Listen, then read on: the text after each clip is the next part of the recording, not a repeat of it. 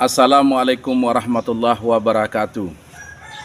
Pemirsa sekalian, eh, hari ini kita berbicara topik tentang penyakit was-was. Kalau dalam dunia medis, penyakit was-was ini 90% mempengaruhi.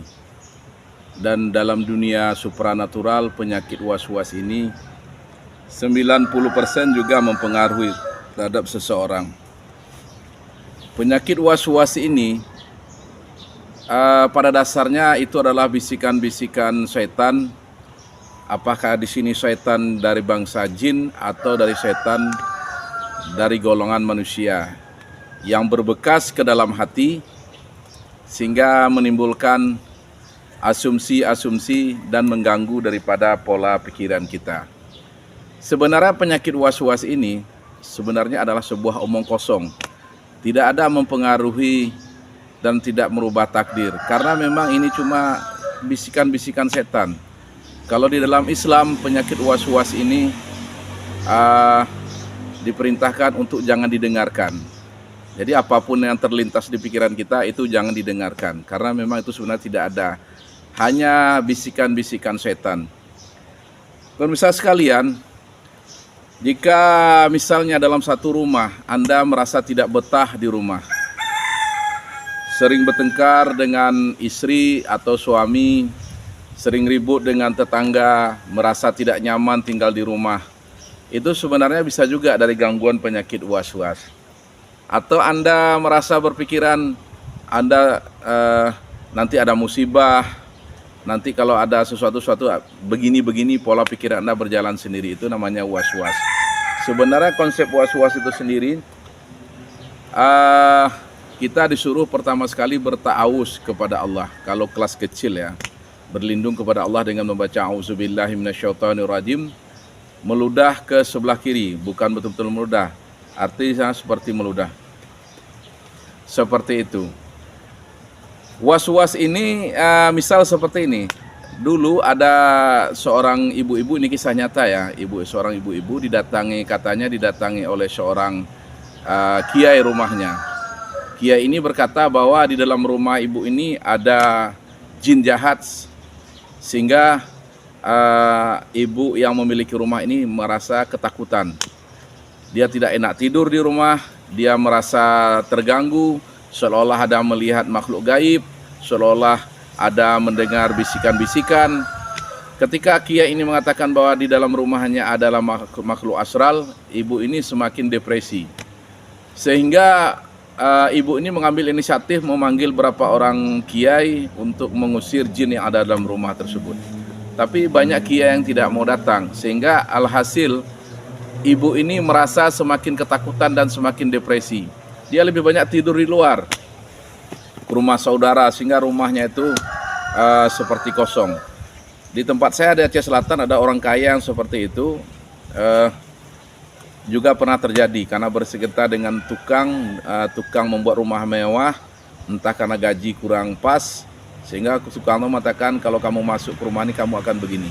Alhasil yang punya rumah sampai sekarang tidak berani tinggal di situ. Kembali kepada cerita ibu.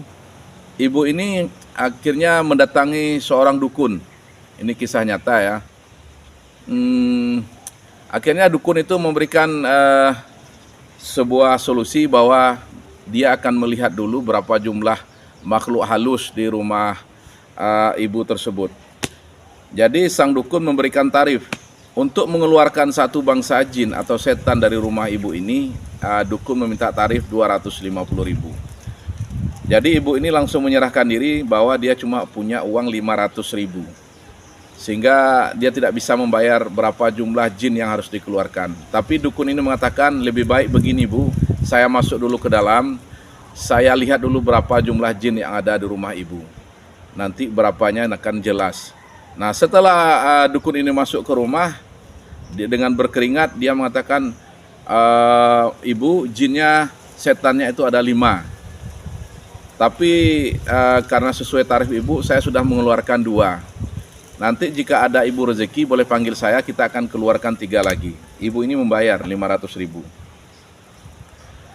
Tapi karena merasa masih ada bangsa jin atau setan di rumahnya itu sekitar 3 ekor lagi atau 3 orang lagi, ibu ini tetap masih takut untuk tinggal di situ. Alhasil ibu ini memanggil, Anda pernah dengar Syekh Ali Jaber, memanggil Syekh Ali Jaber untuk mengatakan tolonglah untuk diusir jin 3 ekor lagi di rumah tersebut. Syekh Ali Jaber pada awalnya dia enggan, tapi ya karena kata ibu, kalau Syekh masuk saja ke rumah, setan tersebut saya yakin akan lari. Sebenarnya kalau prinsip begini sebenarnya sudah syirik ya. Syekh Ali Jaber merasa itu, bahwa kalau kedatangannya ke rumah tersebut bisa membuat jin lari, itu sebenarnya sudah keliru. Karena memang pertolongan itu dari Allah Azza wa Jalla. Tapi karena sering diminta, akhirnya Syekh Ali Jaber juga mengatakan, baik, saya akan coba, kata Syekh Ali Jaber. Syekh Ali Jaber masuk ke dalam rumah, ibu tunggu dulu di sini. Jadi dengan bersunda gurau, Syekh Ali Jaber membuat kegaduhan dalam rumah tersebut, dan setelah itu dia keluar. Wahai ibu, kata Syekh Ali Jaber, jin yang 3 ekor tersebut ketika saya baca surat Ayatul Kursi sudah lari semuanya. Dan jin tersebut tidak akan kembali. Padahal Syekh Ali Jaber tidak membaca ayat apa-apapun. Tapi karena ibu ini sudah memiliki penyakit was-was, sugesti, psikosomatik, sehingga ibu ini merasa senang.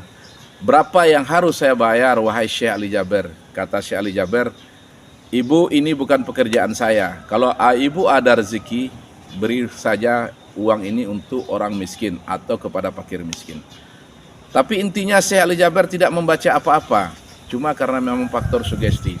Inilah dikatakan penyakit was-was. Penyakit was-was ini dari teori ilmu Ali Jaber, Teguh Hasbi cuma sharing nih ya. Untuk menghilangkannya, Syekh Ali Jaber mengatakan coba cari air garam, ditaruh air diisi sedikit garam. Jangan terlalu asin ya. Jadi air dalam garam ini coba dibaca ayat. Pertama sekali yang perlu ayat dibaca Al-Fatihah sebanyak 7 kali. Al-Fatihah 7 kali. Selanjutnya baca surat pertama Al-Baqarah 1 sampai 5, Alif Lam Mim ya. Zalikal kitabul la raiba fi hudalil muttaqin 1 sampai 5. 3 kali. Selanjutnya baca Ayatul Kursi sebanyak 7 kali. Setelah membaca Ayatul Kursi, baca 3 surat terakhir Al-Baqarah. Lillahi ma fis samawati wa ma fil arwa in tubdu ma fi anfusikum aw tukhfu yuhasibukum bihullah. Selanjutnya, setelah itu baca Qul huwallahu ahad 3 kali.